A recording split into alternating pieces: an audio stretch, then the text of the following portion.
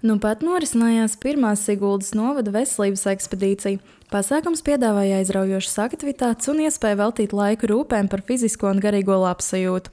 Ekspedīcijas dalībniekiem bija pieejama plaša programma, kas piesaistīja gan vietējos iedzīvotājus, gan pilsētas viesus. Tā doma un ideja radās tāda, ka mēs gribam kaut ko interesantu iedot netradicionālās vietās, kur var izbaudīt dažādu veidu aktivitātes, kā piemēram kucēņu joga, pilī elpot vai bibliotekā vingrot ar grāmatām. Tas liekas netradicionāls, un tas bija tas mūsu mērķis.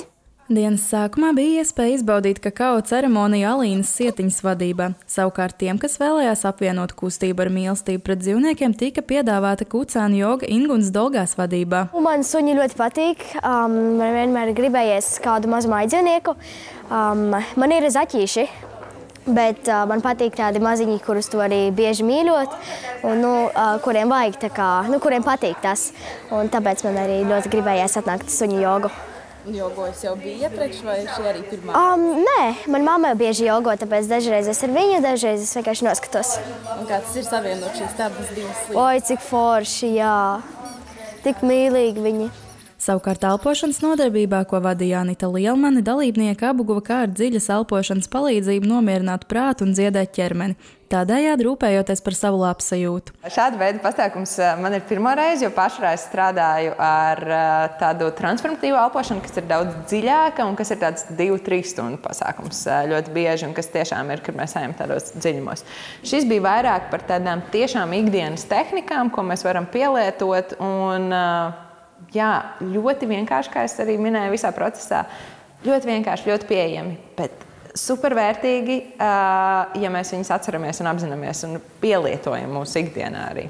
Par kustību un enerģiju rūpējās Asneta Rikse, sniedzot dalībniekiem aizraujošu un enerģisku deju nodarbību. Man liekas, ka deja ir viena no tām aktivitātēm, kas ir visjautrākā, bet tajā pašā brīdī ar ļoti daudz labām īpašībām. Fiziskā aktivitāte, tas ir rada prieku dienai, nomāca slikto garstāvokli, dod enerģiju un uztur ķermeni un garu veselībā kopumā. Es teiktu, ļoti veiksmīgi. Man ļoti patīk. Es domāju, ka vispār tas koncepts kā tāds šai dienai ir izcils un viņam būtu vēl vairāk un biežāk tādu pasākumu.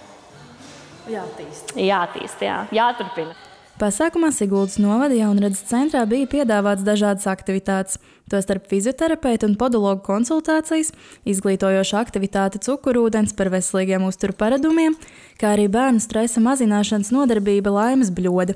Turklāt Siguldas novada bibliotēkā bērni un jaunieši varēja piedalīties kanisterapijā, lasot grāmatas ar suņiem. Tas vairāk arī tādai mentālai veselībai ļoti noderīgs ir, jo ļoti daudz bērniņiem tomēr iekšā ir kaut kāda trauksme, viņiem iekšā ir varbūt tādas nepārliecinātība par sevīm, un tad viņi tagad ar to sunīti, caur to sunīti, viņi iegūst pārliecību, ka arī jā, kad es varu uzstāties un es varu lasīt priekšā kādam citam, tas varētu būt ne tikai sunīts, bet arī mans varbūt kaķīts, mans opis, mana ome, un tādā veidā tad motivē tomēr arī lasīt. Cilvēkiem ļoti patīk, izbauda, papriecājamies, pēc tam varam arī paķemēt un pabarot, kad esam palasījuši un padarboties, iepazīt nedaudz sevi caur sunīti. Pasākuma programmā bija arī tādas aktivitātes kā grāmatu vingrojuma un lekcija vecākiem par sportu bērnu un jauniešu attīstībā. Veselības ekspedīcijas aktivitātes norisinājās arī citviet novadā, tostarp Allažu un Inčukalnu sporta centros, Inčukalnu un Mālpils bibliotēkās, kā arī Mālpils un Siguldas sporta centros.